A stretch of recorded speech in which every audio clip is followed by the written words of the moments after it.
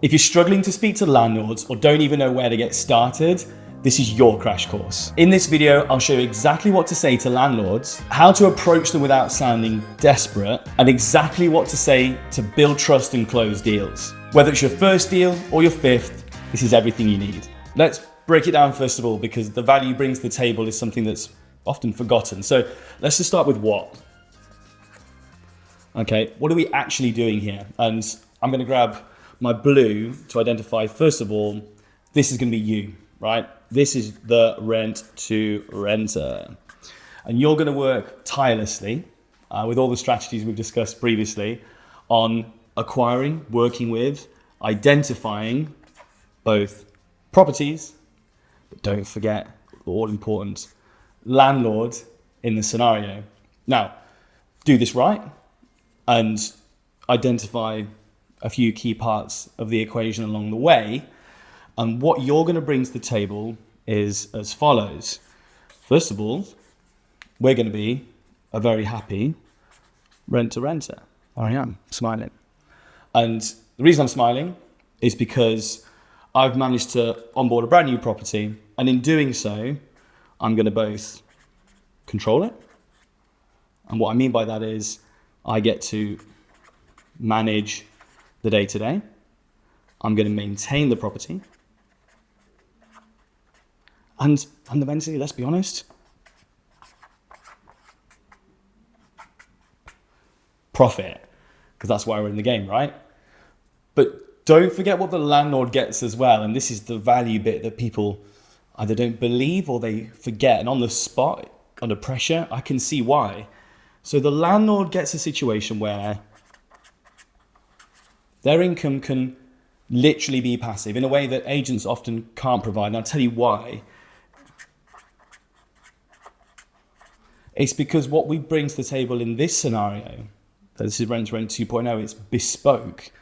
And that's based on the contractual terms you have with that landlord, which is why the management agreement is so powerful. We'll discuss more on that in a second. But remember, whether it's in relation to the Renters' Rights Bill, whether it's in relation to tenant arrears, agent management struggles, we bring an element of security they wouldn't find elsewhere. And that's where the guaranteed rent elements and the contractual terms of that are so powerful. Now, having identified what it is we're doing, let's have a little look at where we're going to find these landlords, right? Where? Okay. Great question. We're looking at landlords specifically here. With that in mind, I'm going to abbreviate LLS here. So these are my landlords. And I get asked this question a lot. And my favorite answer, straight out of the gate, hopefully you've done your business setup and you've got your online presence. But landlords have online presence too. And big players here, Open Rent, don't forget. We've got Gumtree, and you know what? Even Facebook. Of course, don't forget things like classifieds, and there are bespoke platforms that landlords exist on that are more local, but these are great ones to start with. And leverage those straight out the gate. You can do that from your phone today. So, next on my list, if you do a great job on the platforms just previously mentioned, then hopefully,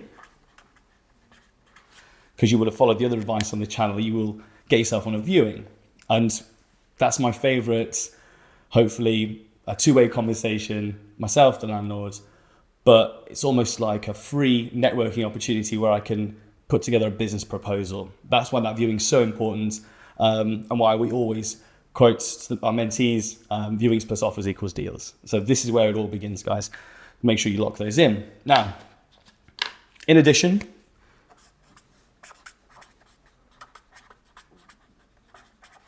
networking.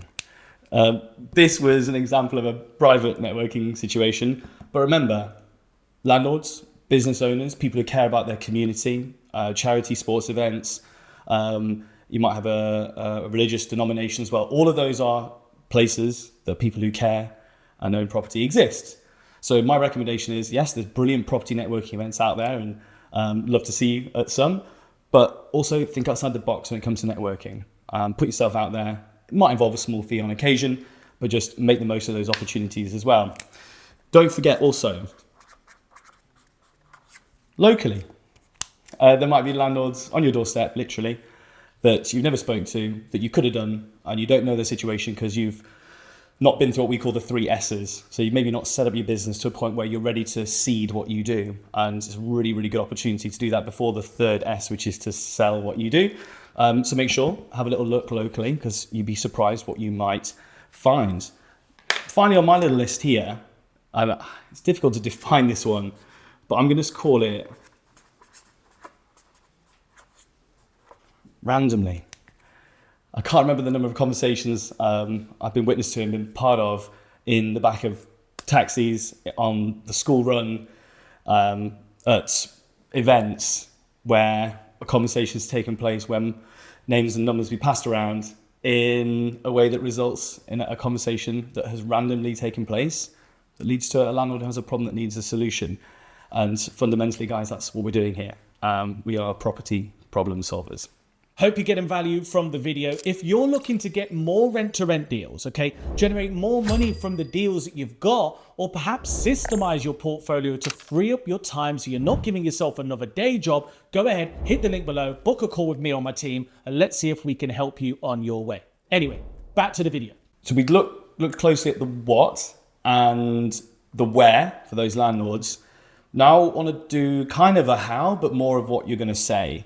Because if you get this right, you can bridge the gap between no deal, the disappointment, the fear, the lack of confidence, and you can snag the deal and talk. We talked about profit earlier, and that's what we want, don't we? So I think let's just start with say. And if we start with you here as the rent-to-renter, and you're on a viewing, you're in a networking scenario, and you get asked more about what you do, there's a few things I want to identify straight out of the gate. And that is that based on previous videos and other resources built into this channel, you've hopefully already got an idea about a level of integrity. It's something I say a lot to mentees on a daily basis. Integrity is absolutely key. You're a professional and you're bringing a high value service to the table. So just don't forget that. You've hopefully scrubbed up using this channel on your knowledge. So there's an element of confidence there now, and maybe a little bit more eloquent with the language needed and some of the terminology. It's not vital, but it can help. Finally, I need you to put your problem solving hat on.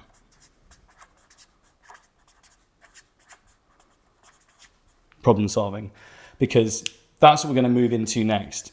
And excuse my artistic prowess here, but I fundamentally want you to be talking about and discussing the following things. The landlord will have a scenario, a situation. I'm not going to call it a problem because it often isn't. And that's down to you pulling the thread and finding out that John would rather be playing golf twice a week rather than once. You know, that's not a problem, but that's something that the landlord might want, just a random scenario for you there. But if that's the case, I'm just going to put my exclamation mark as being a thing, you know, and you're going to hopefully identify that through some great level questioning, pulling the thread as I discussed, and we've got that in other videos too. But let's say that you do a good job on that, and you found that they've got an A and they've got a B, and let's say it gets more complicated, they've got a C, and then you're left with this situation here. You know, I said about the problem solving hat. Well, it's time to put that on, and in case it's not clear from here, what I mean by this is, just make sure you know. For those of you maybe haven't been in a maths classroom for a while, this is going to be the solution to the scenario. Remember, it's not necessarily a problem. And just to give you some examples of what those could look like here. Recently, with mentees, I've come across some really good ones in terms of, if we just bullet point them here, I've had landlords moving, often abroad, even sometimes for a pretty limited time. But again, I'm a problem solver and I can make that work. You'd come back to contracts at that stage too. There's an element of a lack of trust that landlords have in the system. And I don't think I need to say any more than that, but I'm just going to call it trust. Maybe I will say more. Maybe it's agents, maybe it's landlords, maybe it's governmental level, but trust is lacking. And if you know, you know. Now, tenants need to go on this list. The reason being arrears, damage to property, expensive refurbs. The landlord takes a hit, and we need to understand that's the situation for many, and it's part of the solution we're going to provide. So bear that in mind. Finally, from the list I'm looking at from mentees in the last couple of weeks, basically, is selling. I just talked about the difficulty for landlords. Many are selling up. Many have reached a situation in their lives where they need passive income. They want their well-earned properties, hard work, the appreciation over the years. They want it to pay for the rest of their lives effectively. And selling is kind of the only solution left for many. But remember, it might not be what they want to do.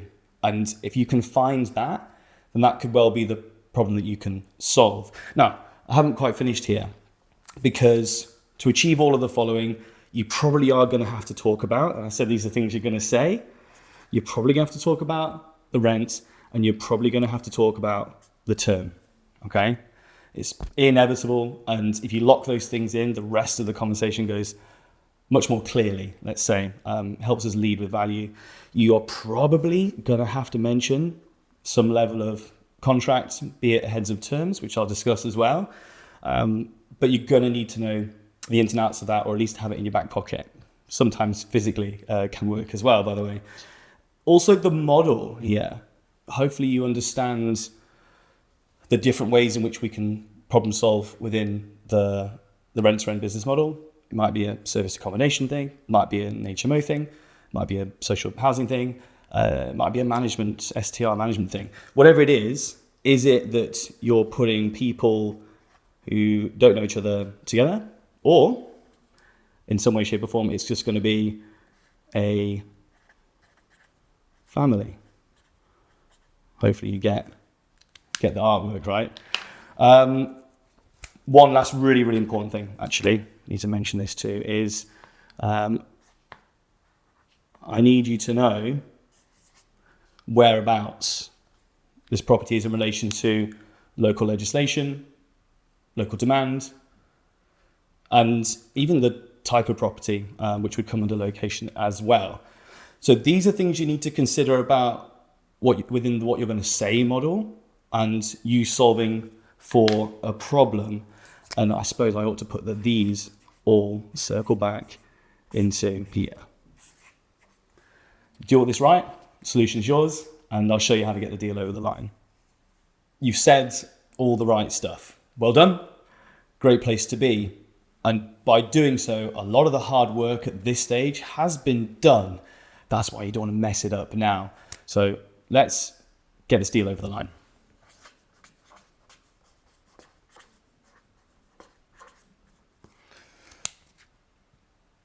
It feels like you're kind of climbing a mountain here. So I quite like that analogy.